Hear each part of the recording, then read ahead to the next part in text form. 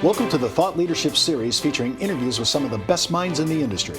Today's special guest is popular platform speaker and best-selling author, Dave Anderson. I'm Steve Savant, syndicated financial columnist and talk show host.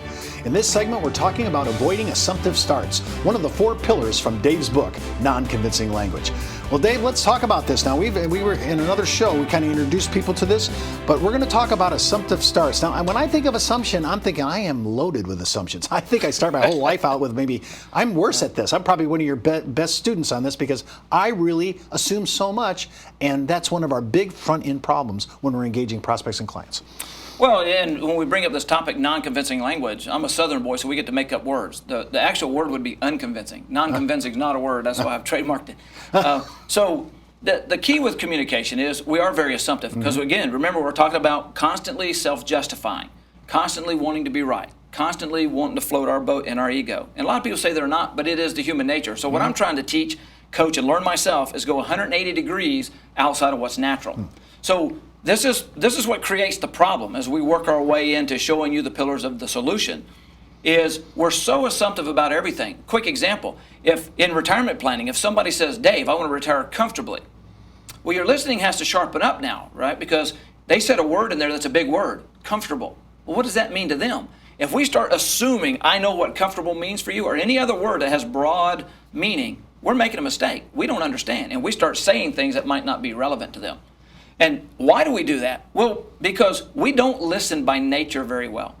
We keep trying to formulate a response. This relates to everybody. Every time we talk about listening and communication, people say, oh, Dave, yeah, you're right. As soon as somebody's talking, they'll say something, and I'm formulating my response because I want to tell them what I want to tell them. And then we're not hearing what other people say. And then if somebody says something to us that we don't like, that offends us, we get very reactive and quick. We get very defensive.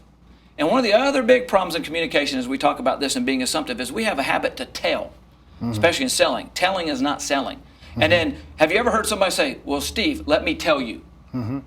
That's a flag right there. You're going down the wrong road. Or I have a buddy of mine that used to say, and he's gotten over it now, but he used to say all the time, let me bring to your attention. Well, as soon as you say, let me bring to your attention, who's that about? It's all about you. That person cares about them. So this is it's just constant self-justification. I won't let that go because that's what we do. Huge problem in what we're doing. So this is you're using this as a major obstacle in why people are having such poor closing ratios. Absolutely. Okay, all right. And then not only that, think in the financial world, this is what we hear all the time. The hardest problem in our business is filling the funnel, right? Prospecting and getting the right kind of people in front of us. And the reason that is advisors really don't know what to say. When I do keynote speeches and platform training and things like that with financial advisors, I'll ask you, what is your 30-second commercial? A room of 40 to 70 people. And these are type A salespeople. They always talk, right? So when I say that, man, and the reason is they don't want to share it because they don't believe in it. Because they know they're changing it. They know it doesn't work. What if we could come up with a way that worked every time? It's easy to engage in dialogue. This fear is horrible. I don't want advisors. I don't want myself to have this. This is a problem. This is a problem. This is the way communication should be. Don't you agree, Steve? I mean, when you go talk to somebody, do you want fear and anxiety? No. I mean, nobody wants that. So why can't we make it fun, no pressure, and meaningful? Now, let's talk about fun. Remember we were talking about this earlier about sharing a story. This is a true story. I was flying out to Dallas, Texas to get a hotel room. I leave the hotel out. I don't want to put anybody on the spot. But I call up, and I just needed a one-night stay to do a business meeting the next morning. So I called up and said, hi, this is Dave Anderson. I need to reserve a room. I said, Mr. Anderson, we're booked. We don't have any rooms. Now, here's what I tell you about people don't listen. They never listen. I said, okay. And I just paused. And she goes, yeah, we're just completely full. I said, I understand. I said, but I just want to let you know that I'm coming to your hotel Sunday night to meet with a gentleman there Monday morning. You notice I didn't ask for a room again. And she goes, well, I'm sorry, we're full. I said, I understand. I'm just letting you know that I'm coming to your hotel to stay Sunday night to meet a gentleman Monday morning. Then she passes me on to, I guess, Queen of Reservations. She goes, can I help you? I said, yeah, I understand you're full. I made that comment again. She said, how would a king-size bed work for you? I said, that'd be great. I'm traveling with my business partner. I like him a lot, but we do not sleep together. And so she said, how about 2 beds? I said, that'd be awesome. The lady gives me back. Now I'm having a ball on the telephone. I went from no room to a room by hanging in there and not even asking for one. And she goes, Dave, she gave me a rate. And I always do this just to see what happens. I love to have fun on the telephone. We ought to have a good time. I said, I got one more question for you, because she asked me if I wanted to book it. I said, what is your 2 night before Tuesday, late afternoon check-in, 1 time a year super manager rate is? She said, this is hilarious. She goes, hold on. I was about to fall on the floor. She didn't know. She comes back on, gave me a lower rate. She goes, Dave, would that work for you? I said, that'd be awesome. See, you can have a great time in communication. It shouldn't be a burden. And people are not listening, and we need to do a better job ourselves of listening as well. So you got a room. I got a room. And you met your client the next day. And I got a great rate. Without asking for a room and a great discount rate. Wow. For more information on how avoiding assumptive starts with your clients and prospects can expand your practice, just click on the landing page address in the video description. We'll be right back with more from Dave Anderson. This is your website. Few people visit, and if it isn't attracting new visitors, it's not doing its job. Now you can drive more visitors to your website through dynamic content and email marketing with Creative One's Social Media Elite. Capture quality leads faster and easier. Engage your visitors with informative articles and videos to boost your online credibility. Plus, stay connected with existing clients and earn more referrals. All content is customized for you. It's time to introduce your website to the world. Call your Creative One sales team at 800-992-2642 or visit us online at creativeone.com. In this segment, we're going to be talking about how to ask amazing questions, one of the 4 sales pillars from Dave's book, Non-Convincing Language. Well, we talked about this, and I want to do a little bit of redux on the first segment because it really sets up for what we want to do in the second segment, to ask questions. And I got to tell you, I think that's the hardest thing I've ever heard to do. Ask amazing questions. I'm not really, my stuff sounds like I'm a grand inquisitor. It doesn't sound like an amazing question to me. So let's walk through your basic idea behind the problem. Well, to ask questions takes you have to take a lot of interest in somebody else. And why people have a hard time asking questions is they're so concerned about themselves.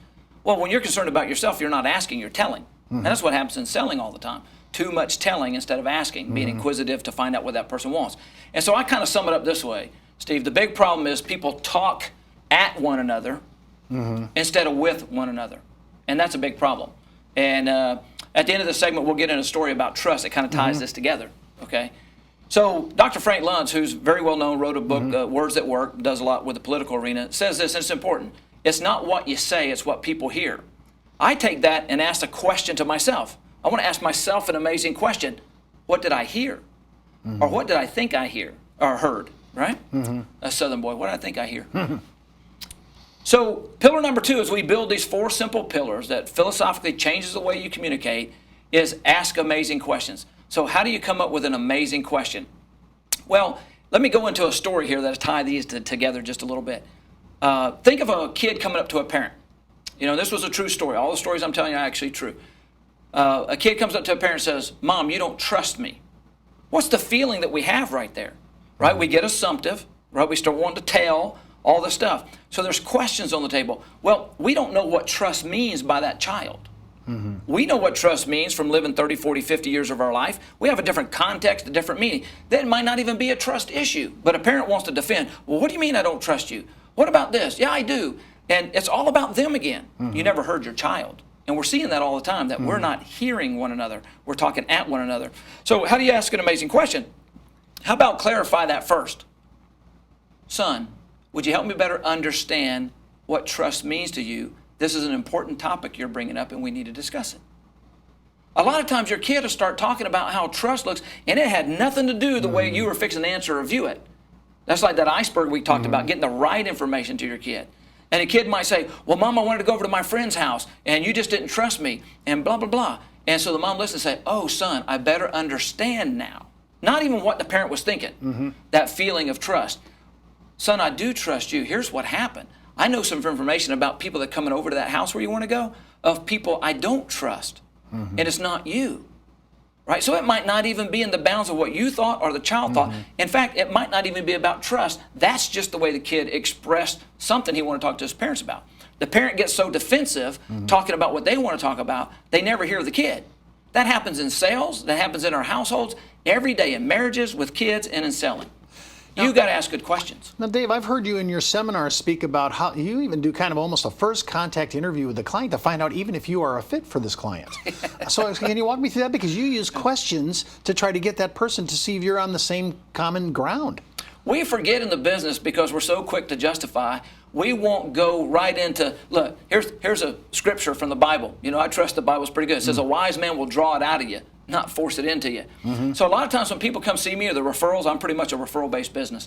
So people come in and some of them are challenging. And they'll ask that challenging question, Dave, why should I work with you? Well, we want to go into the convincing mode, you know, the telling mode. Let me tell you how great I am. So you're going to spill your resume, and that's supposed to be the impressive issue. It's supposed to be. Right. But why don't we stop and find out if they really want financial help? This is an amazing question. Simple, but amazing. Are you truly looking for financial help? We forget some of the simplest questions can be amazing because we're so busy with what we want to do and the challenge of it, and it kills the deal. And as we move along, I'll show you how you get into that. It's called third part of the obstacle, where we remove the challenge because we don't like the burden of challenge. We're going to get into that in another segment to answer how do you move that forward. But yeah, stop and ask a great question. All right, so if I'm trying to, at the front end, and I think first impressions are a big deal, and I think looking like we're really, I'm hoping that we're sincere when we're asking probing questions, because I guess sincerity can be faked, but I'm just trying to say, you know, when I'm asking questions like that, I'm trying to figure out, are you really serious? And the client, I'm assuming the client's going to say, well, yes, that's why I'm meeting. Well, and some people say, well, Dave, it's an obvious question. Well, that's a problem. That's assumptive. It ain't always obvious.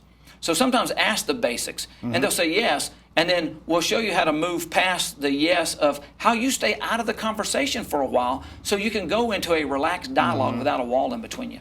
When you're thinking about questions, now you've done this a long time, is there a basic pattern that's developing in your practice to bring these questions to bear on a first interview basis? Well, it's, you know, we talk about scripting and stuff, and there are some basic ones, but what we're finding better with a philosophical view versus the technique view of, I got to remember all these questions I ask, which some are scripted are great, and I think you should always do that.